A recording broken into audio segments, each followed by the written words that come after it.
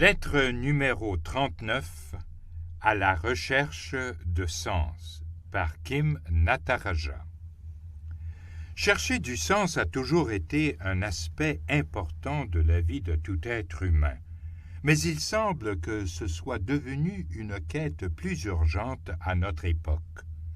Bien que les physiciens quantiques et cosmologistes modernes présentent une nouvelle vision du cosmos, où l'humanité est intimement liée à ce qui se produit dans l'univers, il est prouvé que notre conscience en fait partie intégrante.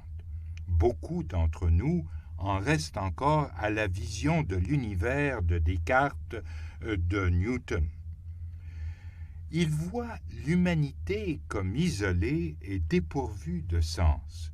Ils sont de simples observateurs indifférents d'un univers mécanique qui n'aurait pas besoin de notre participation ni de notre engagement. Cette vision que nous sommes seuls et inutiles dans un univers indifférent s'est renforcée du sentiment de certains que l'image de Dieu, telle qu'elle est dépeinte dans la religion traditionnelle, n'a plus de sens dans notre monde moderne et scientifique. Cela peut entraîner le sentiment d'être encore plus seul, sans soutien dans la vie, et conduire à la dépression ou à son revers de médaille, la violence. En outre, en prenant conscience que les premières empreintes émotionnelles et sociales ont façonné notre image, notre comportement et notre attitude envers le monde, nous nous sentons encore plus impuissants, des automates aux réactions instinctives, et cela renforce notre sentiment d'absence de sens. Nous pouvons même nous sentir impuissants à changer. Nous nous sentons prisonniers de notre conditionnement passé, prisonniers de nos besoins non satisfaits, c'est-à-dire prisonniers de notre ego. Mais nous pouvons changer. Peut-être pas notre situation, je le reconnais, mais aussi difficile que ce soit, nous pouvons choisir de changer notre attitude à l'égard de cette situation. Nous avons le choix de ne pas réagir comme d'habitude. Nous pouvons quitter la prison que peut représenter le passé.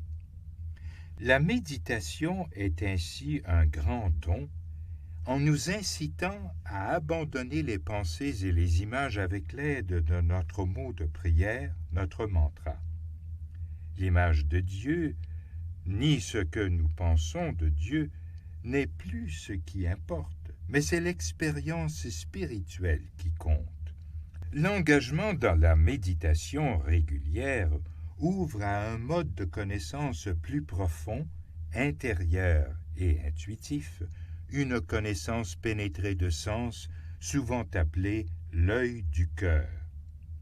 Cette connaissance est davantage une sagesse qu'un savoir.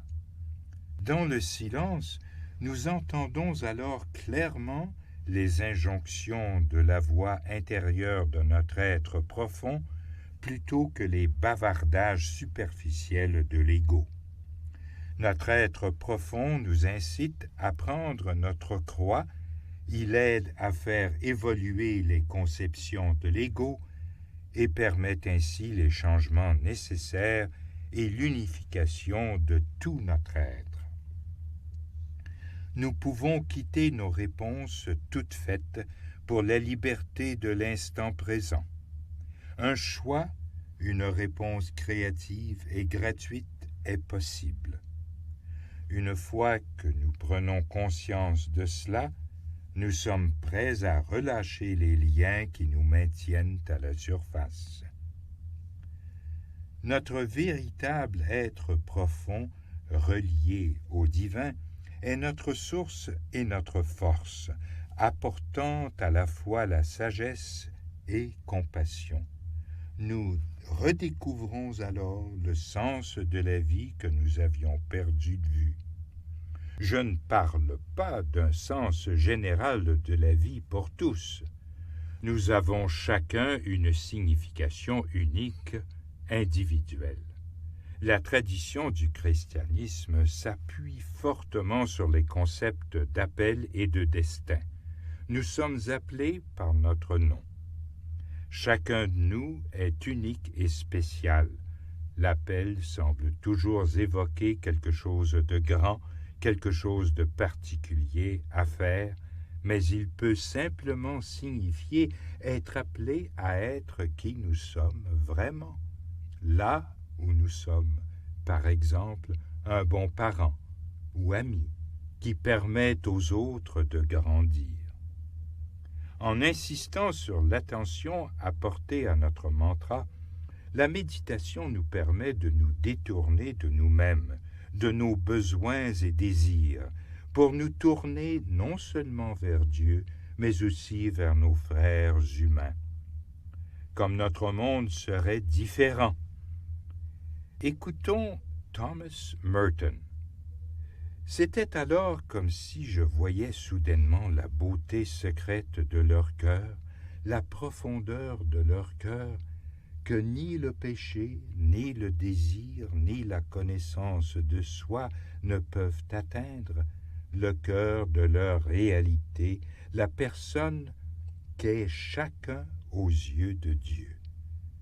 Si seulement ils pouvaient se voir comme ils sont réellement, si seulement nous pouvions tout le temps nous voir ainsi, il n'y aurait plus de guerre, plus de haine, plus de cruauté, plus de convoitise.